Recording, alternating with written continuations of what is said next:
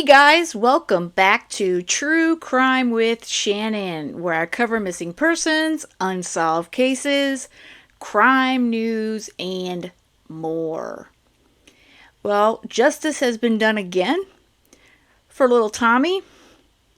This morning, was the sentencing for Angela Pollina, and she got the maximum, which is what we all hope for, 25 years to life. So let's check out the update from Newsday. Angela Pollina gets maximum 25 years to life sentence in Thomas Valva's 2020 death. Gotta say, the fact that she's distraught in that photo doesn't bother me in the least, guys. Doesn't bother me in the least. She is getting what she deserves. A Suffolk County judge sentenced Angela Pollina to spend 25 years to life in prison for murdering 8-year-old Thomas Valva, who froze to death after his father and Pollina banished the child to sleep in the garage of their Center Moriches home without blankets and pillows in freezing temperatures. Pollina, a 45-year-old former medical biller, received the maximum sentence under the law for a second-degree murder conviction. The prosecution recommended Pollina get 25 years to life just before her sentencing, with lead prosecutor Carrie Ann Kelly saying Thomas was not surrounded by love the day he died, but by, quote, pure evil, unquote. That's a good quote. And I do really, really love and respect Carrie Ann Kelly. Pollina's attorney, Matthew Toohey, urged the judge for clemency, saying his client, quote, had lived a good life, unquote, and had not committed crimes before meeting Michael Valva, Thomas's father, and her ex-fiancé. Pollina declined to speak at her sentencing. I don't know. I don't believe Toohey, he's trying again, but just not enough, man. You can't torture, abuse a child and cause their death. You just can't do that and get away with it. That's just not okay. Following a 2-week-long trial, a Suffolk jury on March 10th found Pollina guilty of murder as well as of 4 counts of endangering the welfare of a child in the abuse of Thomas and his older brother Anthony, then 10 years old. Both boys were on the autism spectrum. You tortured those boys. You tortured them, Suffolk Supreme Court Judge Timothy Massey, looking directly at the defendant. The judge told Pollina he had toured the woman's prison where she'll serve her sentence. I've had the opportunity to visit the prison where you'll be sent. It's where all females in the state of New York go, Massey said, referring to Bedford Hills Correctional Facility. My only regret, Miss Pollina, is they don't have a garage there, with no heat and no mattress and no blankets and no pillows.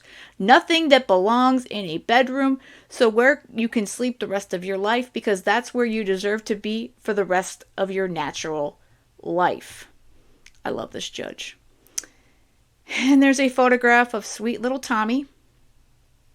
Suffolk County District Attorney Ray Turney said afterward, the defendant received the sentence she justly deserved. Amen on that. Of course, I believe she deserves a lot harsher, but that's what we can do with what the law provides. Turney pointed out the critical importance of the surveillance video from inside the house. Without the Nest camera, nobody would have believed what went on in that house, Turney said. Pollina's sentencing comes 3 years after Thomas died of hypothermia on January 17, 2020. Thomas had spent a 19-degree night on the floor of the garage, one of the many punishments handed down by Pollina and Valva. And also, of course, Michael Valva was also tried and convicted last year and sentenced to the maximum punishment of 25 years to life. He's currently serving his sentence in an upstate prison near the Canadian border. And it's a classy one from what I understand. And evidence presented at both trials, including text messages between the pair, depicted Pollina as the driving force behind the punishment. Jurors at both trials found that Pollina and Valva acted in concert to cause Thomas's death. Amen. So we have justice for this sweet, sweet boy. Justice for Tommy. which is what we all wanted. And it's despite the two monsters now being, for hopefully the rest of their lives, behind bars, we still have at least one more hurdle, if not two more to go through. The CPS situation has started to finally get some media coverage, and I will be going over that hopefully later this week, because that's something that's been promised that they're going to look into, the state and, Suffolk County. They have dragged their feet on that. So it's time that we make some more pushes on this, because Tommy and numerous other children were just not taken care of by Child Protective Services. They didn't do their job and protect these children. And Tommy asked for help. He asked a CPS worker while he was in his school with his school psychologist. He asked this person. He said, "Hey, I need help," and he told them what was going on at home. And you know what? Yeah, they quote unquote looked into it, but they never removed him and his brothers from that home. They left them there. And these boys should have been back with their mother, Justina. Okay, they should have been with her from the get-go. That has to do with a bad judge's decision. And that's a whole nother thing that I've discussed previously, and I'll get more into as we get into the CPS and all the family stuff. But today is a good day that we have justice for little Tommy. And I hope he's looking down on us and he sees that justice is being served for him. We are all still here for you, Tommy, and we will be here for you all throughout the rest of this battle. For all this stuff, we have the CPS and we have the whole trafficking situation.